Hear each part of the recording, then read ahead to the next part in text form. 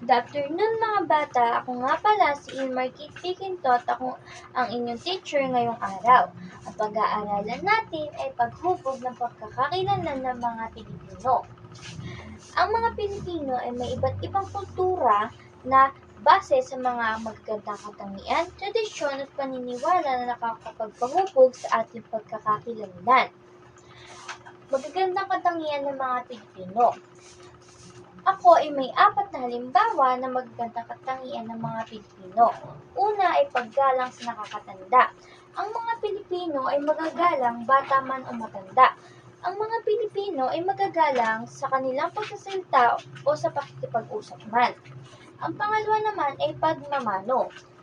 Ang pagmamano ay tanda ng paggalang at respeto sa nakakatanda.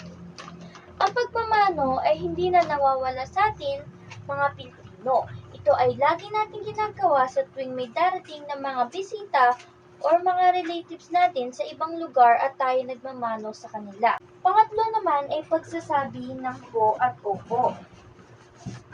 Ang po at opo ay ginagamit na paraan para gumalang.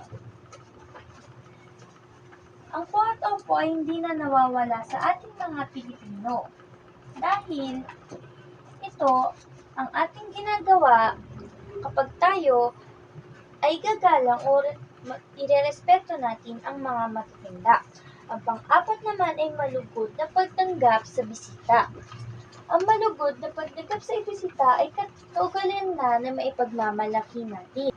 Itong katangian na ito ay lagi nating ginagawa sa tuwing may mga darating na bisita at ang mga paraan natin ay ang kunwari magsimani, maglalabas ng mga baso, magkandang baso, bagong pinggan, mga bagong kutsara, dahil ito ang tanda ng pagtanggap natin ng malugod sa mga bisita. Tradisyon.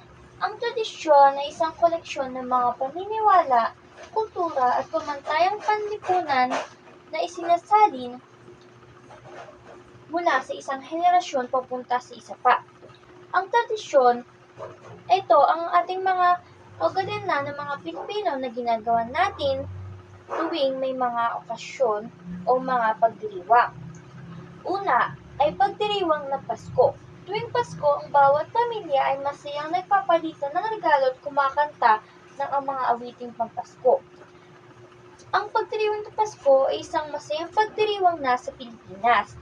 Ito ay mga tradisyon na nagtitipon-tipon, nagpagkain ng Noche Buena at mga awiting pampasko.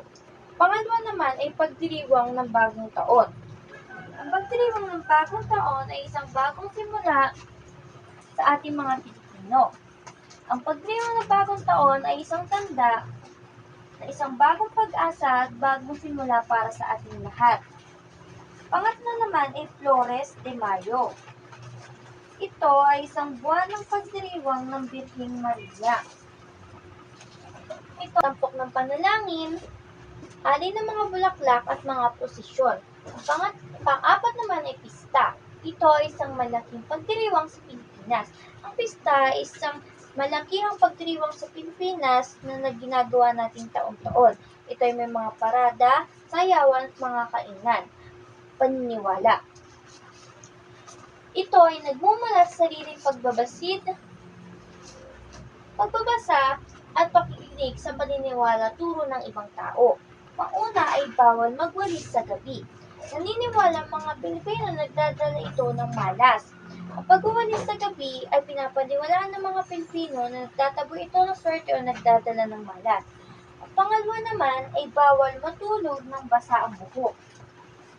Ang pagtulog ng basa ng buhok ay pinaniniwalaan ng mga Pilipino na ito ay makakapagpapaliw o sasama ang inyong pakiramdam. Pangatlo naman ay masama ang managinip ng nabunot ang ngipin. Ito ay tanda na may mga darating na bagong pagsubok sa atin. Pang-apat naman, ang batang matapat ay pinagkakatiwalaan ng lahat. Kapag ang isang bata ay kilala na sa pagiging matapat, siya ay pagkakatiwalaan ng lahat. Kayo ba ay matatapat mga bata? Magaling! Dapat kayo ay laging maging matapat para kayo ay pagkatiwalaan. Ang mga Pilipino ay may iba't ibang kultura, base ito sa mga ating tradisyon, paniniwala at magagandang katangian na nagpapakilala sa atin bilang Pilipino. Kaya dapat itong pagyamanin at bigyang importansya para sa ikabubuti ng lahat. Goodbye mga bata! Ang purpose ng Running Chart at Running TV ay nakakatulong para matuto ang mga bata tungkol sa kultura at tradisyon ng Pilipinas.